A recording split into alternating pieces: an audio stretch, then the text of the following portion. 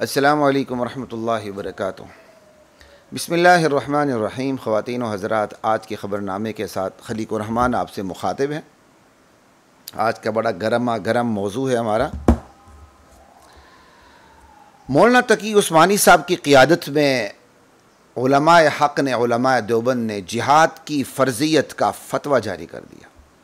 बहुत बड़ी बात है और ये एक अमूमी फ़तवा था और ये नॉर्मल रूटीन की बात थी। पाकिस्तान की तमाम आवाम ने इस फतवा को दिलो जान से कबूल किया। पाकिस्तान के किसी इदारे को इस फतवा पे कोई एतराज़ था, न हो सकता है, न होने की कोई गुंजाइश है। तो ख़वातीन व हज़रात, इस फतवे का मफ़हूम क्या था कि भाई दुनिया में जितनी भी मुस्लिम हुकूमतें हैं उन पर जिहाद फ़र्ज़ हो चुका है। जो गज़ा फ़लस्तीन के जितने करीब है उस पर उतना ही ज़्यादा जिहाद फ़र्ज़ है और ये दर्जा बदर्जा पाकिस्तान पर भी फ़र्ज़ हो चुका है, क्योंकि तमाम इस्लामी हुकूमतें सतू पी के सोई हुई हैं या बंग पी के सोई हुई हैं। वो गज़ा समेत पूरी दुनिया के अंदर जितने भी मुसलमान हैं, मज़लूम, मुस्तज़अफ़ीन, उनकी मदद के लिए वो तैयार नहीं हैं। इस लिहाज से जिहाद की फ़र्ज़ियत उलमाए हक़ ने ये बयान जारी किया। फिर जो हमारे उलमाए बरेलवी हैं उन्होंने मुफ्ती मुनीबुर रहमान साहब की क़ियादत में भी फतवा जारी किया और बड़ी अच्छी बात। और इसका मफ़हूम यही था कि भाई हुकूमतें आगे हों। इस्लामी हुकूमतों ने जो अपने पास अफवाज रखी हैं आवाम के पैसों से और फिर उनके अखराजात अदा करती हैं। मुआशरा जितना भी मुआशरा चलता है इसी तरह है। मुआशरा एक दूसरे की अखराजात बर्दाश्त करता है तभी मुआशरा चलता है।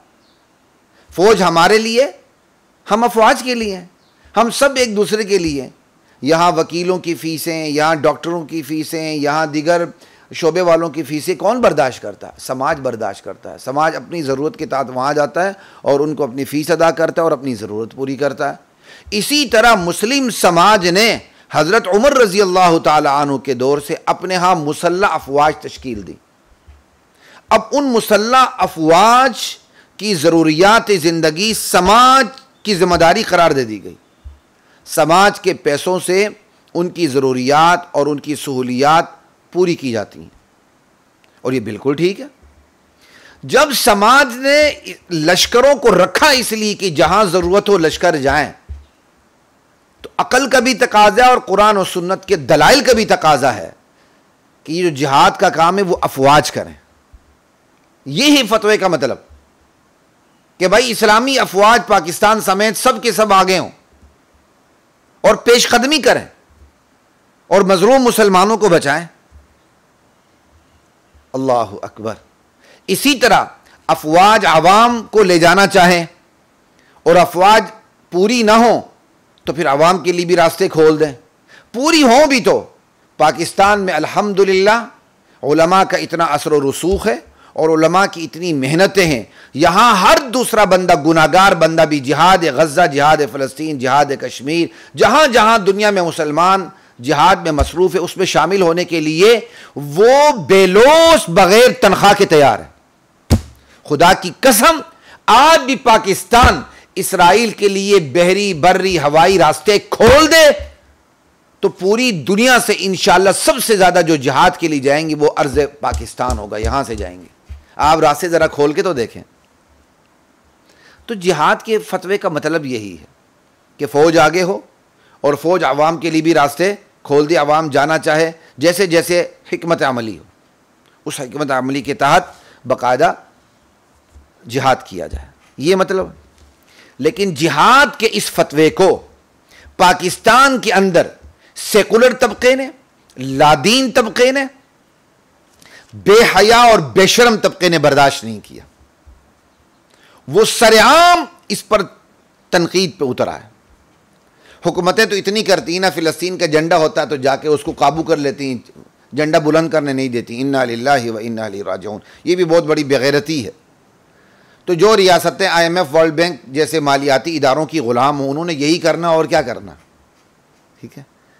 लेकिन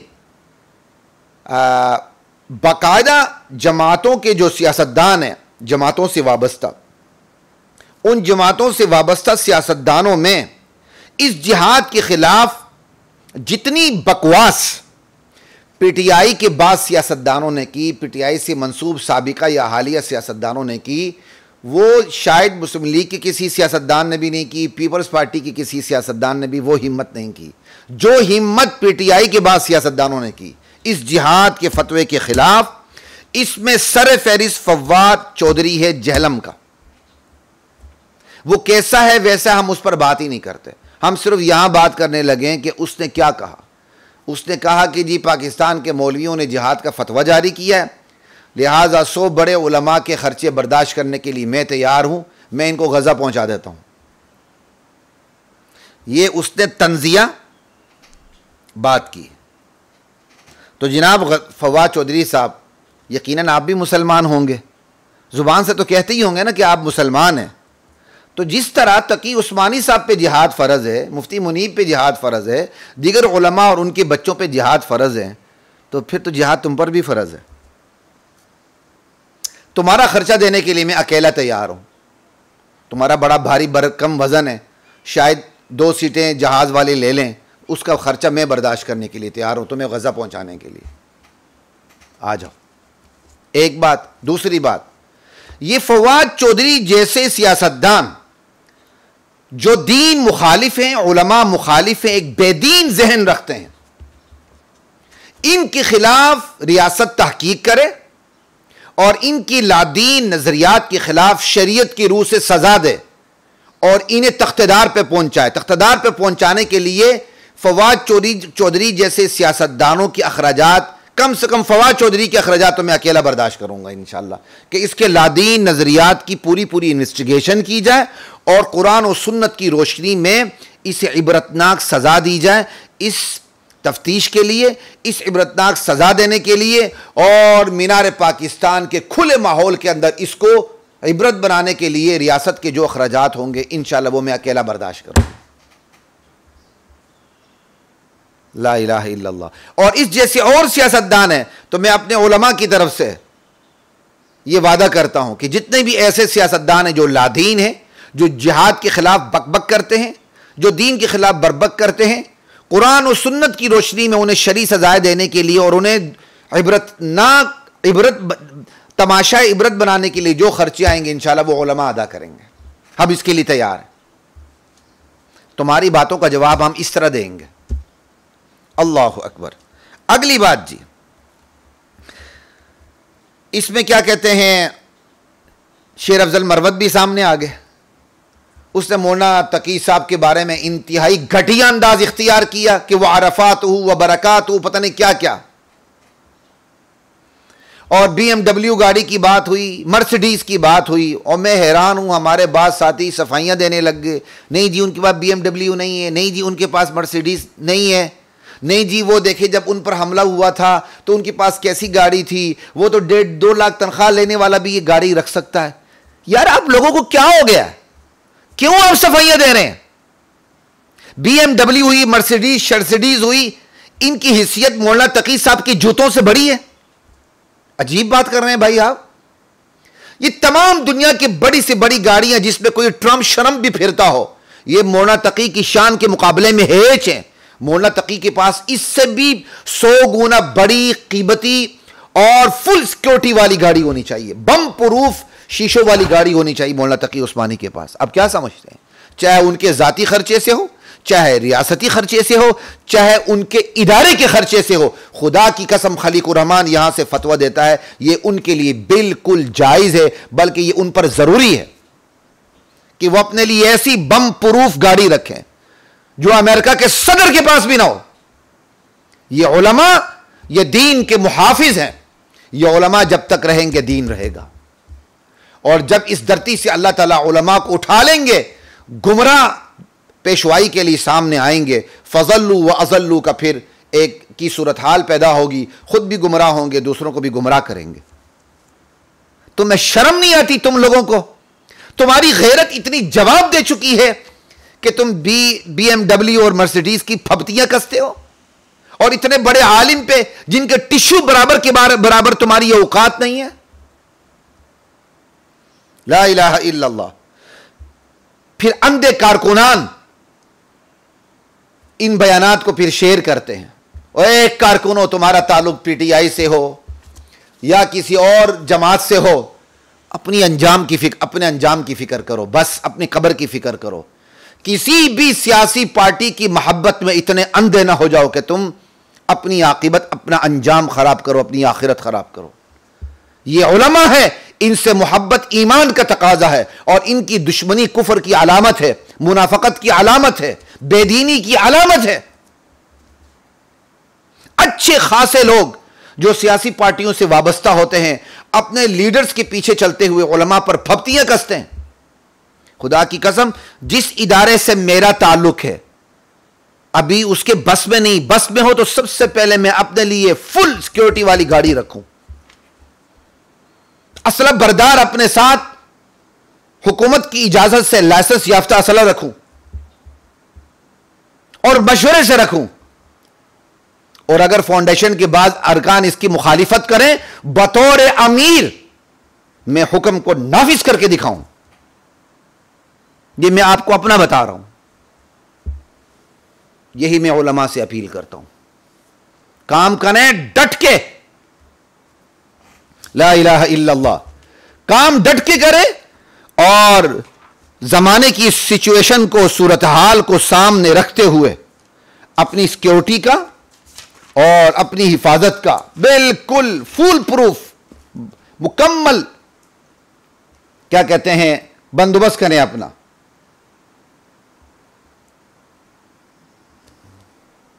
ला इलाहा इल्लल्लाह।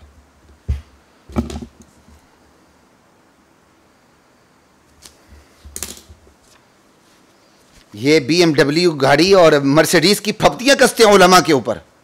और इसी तरह पीटीआई के एक और सियासतदान ने कहा, फिलिस्तीन के लिए अगर करारदाद, इमरान खान के लिए मुतफ़क़ा करारदाद नहीं आ सकती असम्बली से, तो फिलिस्तीन के लिए भी नहीं आएगी। तुम्हें शर्म आनी चाहिए।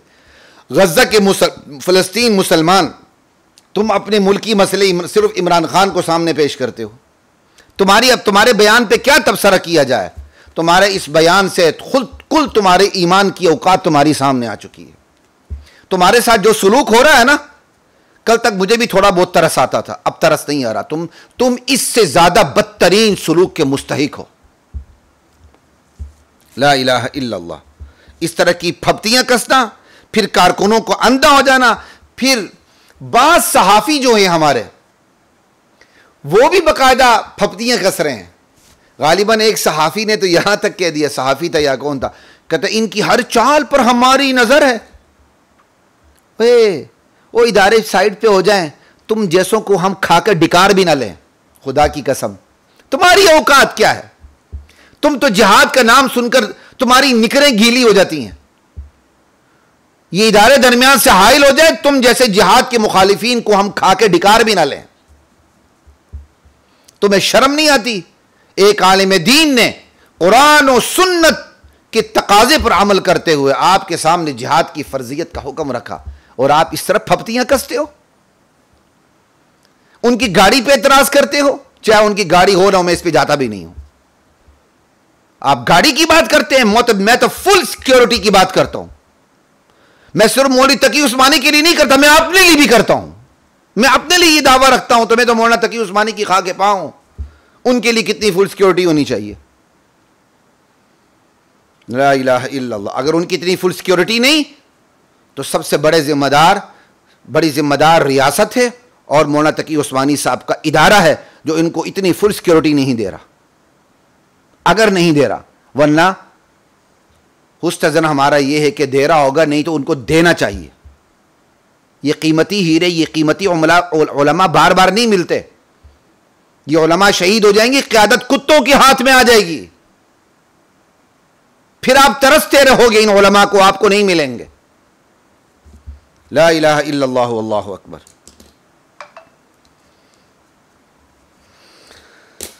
उफ, कि तेरी तैयार? हाँ जी, हम भी तैयार हैं अल्हम्दुलिल्लाह, हमारे बच्चे भी तैयार हैं। बॉर्डर खोल दो। और जिन लश्कर और जिन अफवाज को इस मुआशरे ने अपने खून पसीने की कमाई देके तैयार किया है,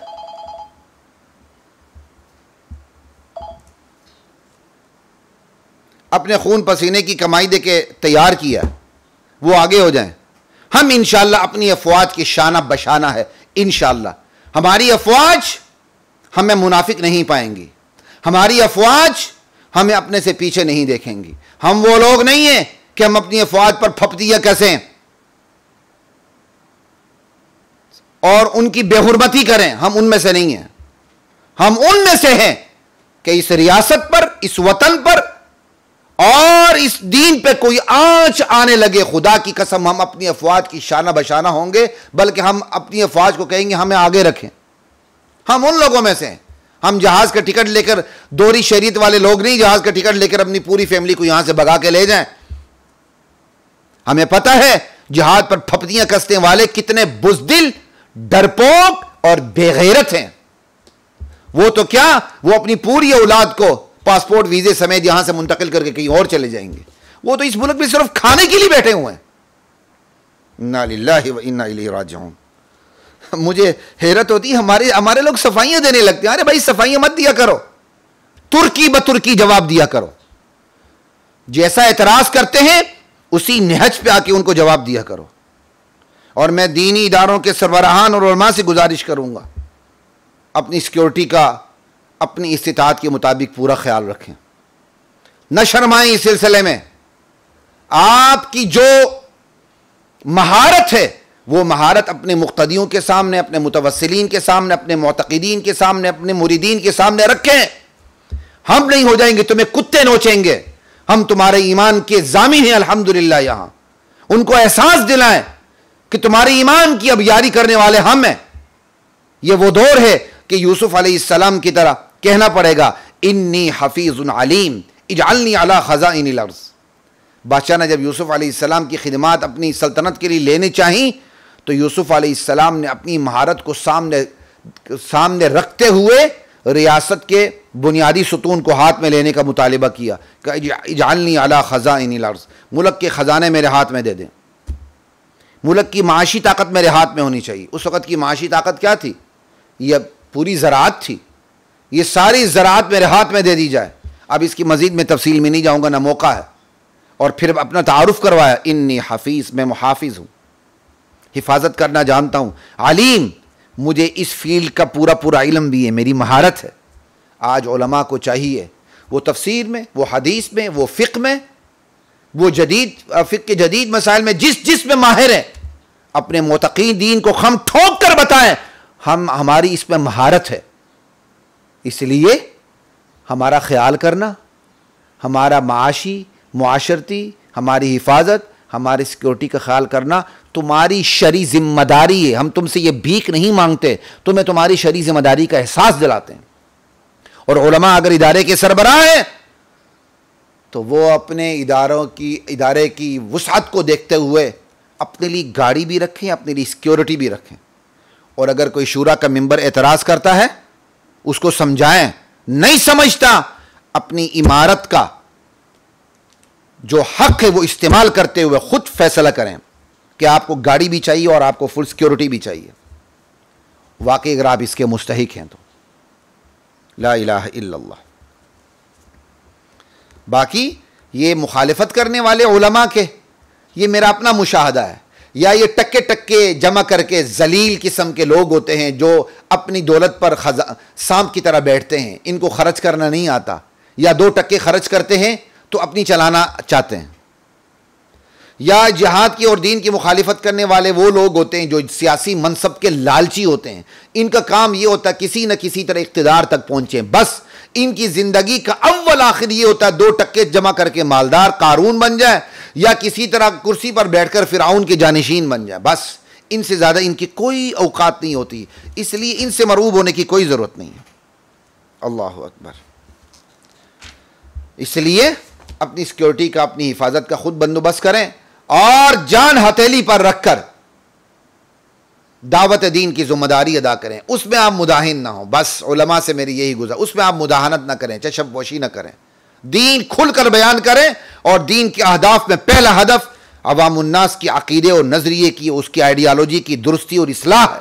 बाकी चीज़ें सारी बात की हैं। ला इलाहा इल्लल्लाह। फिर ये सारी चीज़ें खुदा की हाकमियत के ऊपर, इनफरादी, इज्तिमाई, रियासती ज़िंदगी पर ये नतीजा खेज हो जाती हैं।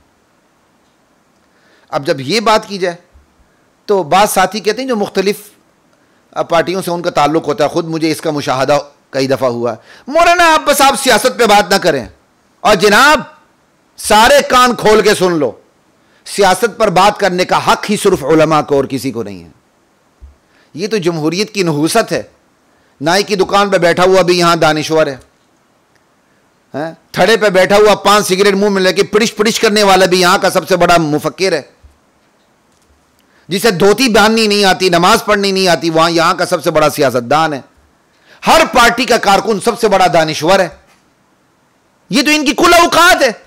जमहूरियत की नहूसत ने हर बेगैरत को, हर नतू फत्तू को लीडर, दानिश्वर, मुफक्किर बना दिया।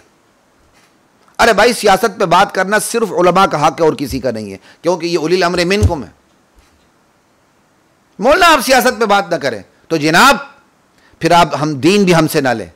आप इमरान खान की पार्टी के हैं तो जाकर कुरान, हदीस, फ़िक़्ह इमरान खान से समझें और अपने आले खाना को इमरान खान की अहलिया के पास भेजें। अगर आपका ताल्लुक़ नवाज शरीफ से है तो मौलाना शेखुल हदीस व तफसीर मौलाना नवाज शरीफ से जाकर आप कुरान और सुन्नत सीखें और फ़िक़्ह सीखें। अगर आपका ताल्लुक़ पीपल्स पार्टी से है तो मौलाना बिलावल और मुफ्ती जरदारी साहब से जाकर दीन सीखें। हमारे पास क्यों आते हैं? ना है हमारे पास सिर्फ गैरतमंद आए, हमारे पास सिर्फ वो आए जो ये समझते हैं कि दीन का ताल्लुक जिंदगी के तमाम शोबों से है। हमारे पास सिर्फ वो लोग आए जो ये समझते हैं कि उलमा, इनके हाथ में नबूवत की तालीमात का सिरा होता है और दूसरी तरफ ये जिंदगी के तमाम शोबों से जुड़े हुए होते हैं। इनका काम अर्श से लेकर फर्श तक के तमाम मसाइल के बारे में उम्मत की रहनुमाई करना। हमारे पास सिर्फ वो आए, हमारे पास वो ना है कि सियासत तो हमने बिलावल से सीखनी है और सिंजा के मसाइल आपसे पूछने हैं, निकाह आपसे पढ़ाना है। हमारे पास वो ना है। खुदा के लिए हम पर एहसान ना करें। जाके मुफ्ती बिलावल, मुफ्ती नवाज शरीफ और क्या कहते हैं मुफस्सिर कुरान जरदारी साहब से जाके मसाइल सीखें। इन्ना लिल्लाहि व इन्ना इलैहि राजिऊन। अल्लाहु अकबर। यहां तो अब उलमा पे तनकीद करना दुनियादार तो दुनियादार, अच्छे खासे दीनदार घरानों का और दीनदार अफराद का फैशन बन चुका है। खुद बड़े बड़े हरामखोर हैं, मौका मिले तो कोई मौका जाया नहीं करते, लेकिन बैठ के उलमा पर मुंह खोलते हैं पूरा पूरा थोक हिसाब से। शर्म नहीं आती। तो ख़वातीन व हज़रात, मैं एक हदीस के ऊपर आज की इस जो हमारा ख़बरनामा है उसके अख्तिताम करूँगा। नबी करीम सल्लल्लाहु अलैहि वसल्लम की हदीस है और ये हदीस तिरमिज़ी में भी है कि अला अन अबी हुरैरा रज़ियल्लाहु ताला अन्हु क़ाल, हज़रत अबू हुरैरा रज़ियल्लाहु ताला अन्हु से रिवायत है, फरमाते हैं समिअतु रसूलल्लाहि सल्लल्लाहु अलैहि वसल्लम यक़ूल, मैंने अल्लाह के रसूल सल्लल्लाहु अलैहि वसल्लम को ये इरशाद फरमाते हुए सुना, अला इन्न दुनिया मलऊना, लोगो याद रखो दुनिया तो काबिल लानत है। दुनिया मलऊन चीज़ है। वो दुनिया जो आपको दीन से रोक दे उस पर लानत पड़ती है। वह मलऊन मा फीहा, दुनिया में जो कुछ है, दुनिया में जो कुछ है जो दीन के लिए रुकावट बने वो भी मलऊन है। इल्ला ज़िक्रुल्लाह ताला, सिर्फ अल्लाह ताला का जिक्र, ये रहमत ही रहमत है। वमा वालाहु, जिससे अल्लाह मोहब्बत रखे। वमा वालाहु यानी वमा युहिब्बुहु, समझ आई? वाला दोनों तरफ से मोहब्बत होती है, अल-महब्बा बैन इस्नैन, लेकिन एक तरफ से भी होती है। तो यहाँ यही मुराद है। अल्लाह ताला जिससे शदीद मोहब्बत करते हैं वो। व आलिमन, या लानत से बचा हुआ कौन है? इल्म दीन का आलिम। या लानत से बचा हुआ कौन है? मुतअल्लिमन, जो इल्म दीन सीखता है। दुनिया मलऊन है और जो कुछ दुनिया में है जो दीन से रोके वो भी मलऊन है। यानी जो दीन से रोकने वाली दुनिया मलऊन, और दुनिया में जो कुछ है वो दीन के बारे में गलत फहमियां पैदा करे, रोके, वो भी मलऊन। सिर्फ अल्लाह का जिक्र मलऊन नहीं है, रहमत ही रहमत है, ये बचे हुए हैं। और अल्लाह जिससे मोहब्बत करे वो इस लानत से बचा हुआ है। आलिम दीन, सही आलिम दीन जो अपने इल्म पे अमल करता है वो इस लानत से बचा हुआ है, और इल्म दीन सीखने वाला वो इस लानत से बचा हुआ है। तो बस जो जिहाद की फर्जियत पर अपना इतना बड़ा मुंह खोले हुए हैं, समझ आई, वो अब फैसला कर लें इस हदीस के रूह से वो कहाँ खड़े हैं। ये तो उलमा की शान हो गई, और तुम्हारी जिम्मेदारी क्या है? उलमा के पीछे चलना। उलमा की शान इस हदीस ने बयान कर दी, और इस हदीस की रोशनी में तुम्हारी जिम्मेदारी क्या है कि तुम उलमा के पीछे चलो, उनसे मोहब्बत करो, समझ आई, उनके मुआशी मुआशरती तमाम तकाजे हिफाजती तुम पूरे करो, ये तुम्हारी जिम्मेदारी है। अगर तुम अपनी जिम्मेदारी पर अमल नहीं करते, अल्लाह के यहाँ तुम्हारी टक्के की औकात नहीं, तुम मलऊन हो इस हदीस की रोशनी में। नाज़रीन इजाज़त दीजिए, अस्सलामु अलैकुम व रहमतुल्लाहि व बरकातुहू।